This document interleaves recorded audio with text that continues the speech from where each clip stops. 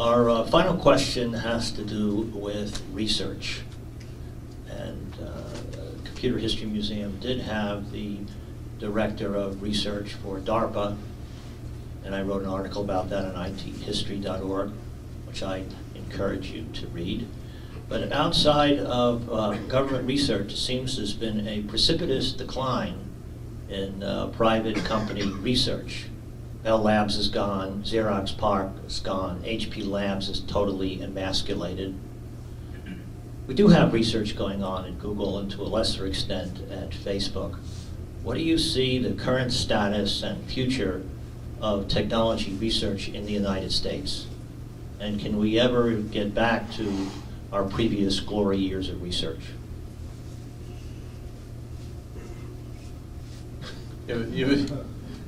Well,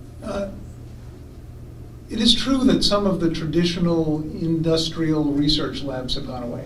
The AT&Ts, the IBMs. Well, IBM still has a strong research component. But as I understand, it's directed almost exclusively to semiconductors, which they use internally. And I had read they're spending $2 billion on semiconductor process research. Where would you put Watson?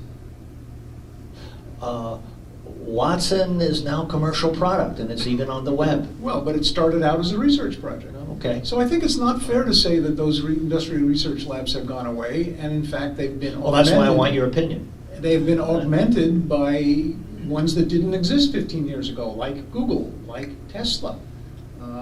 So I'm optimistic. I don't think we're in a trough. I think things are generally healthy.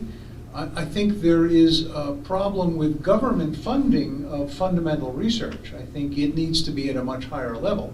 Companies are often reticent to invest in long-term research projects, and that's rightfully the function of government. And it doesn't get the priority it should. But I'm optimistic about the state of industrial research. Well, that's kind of shocking to me. Besides Tesla, I want to put you on the spot again. Besides Tesla and Google in the greater San Francisco Bay Area, or is Tesla? Is Tesla in San Francisco? Or Fremont. Fremont. Okay, well, Fremont still greater Silicon. Deer Creek Road. All right, so we'll consider Fremont part of the Silicon Valley Bay Area. What other companies are doing research around here? What about Facebook? What about? I think Facebook is doing some research because they build their own data centers, but in terms of groundbreaking research, things that are really revolutionary, I don't think so. I think then again, some I of want that, your opinion, not mine. Some of that comes from new companies that you haven't heard about. It's the startup companies that invent cameras that work the way no other cameras have You mean worked like before. GoPro? Like the light field camera. I don't know that one.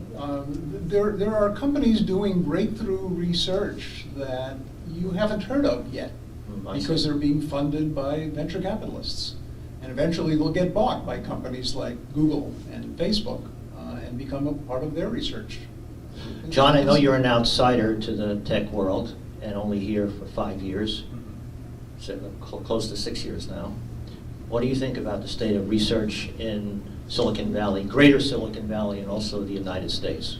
I would just build on what Lynn was saying. I think the model has changed. Like so much has changed. I mean, very, very little is happening now that's fully vertically integrated within any of these companies. It used to be that Bell Labs had to have a lab because the Bell system was fully integrated and it had to produce those things. IBM was a vertically integrated company. A lot of these other companies were. I think what's interesting is that you have Google Ventures and you have IBM's venture capital arm and you have Intel's venture capital arm and so on and so forth, and they've spread their, if not pure research, at least innovation development risk by seeding a tremendous number of these startup companies and helping them get started, and the best ones that prove out they scoop in and buy and integrate. And that's a very different model because they've got to be good at two things. They've got to be good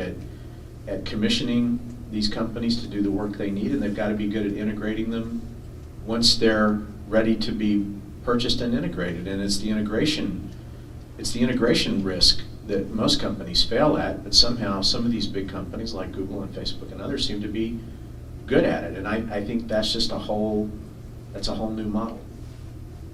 Thank you very much for your inputs on that.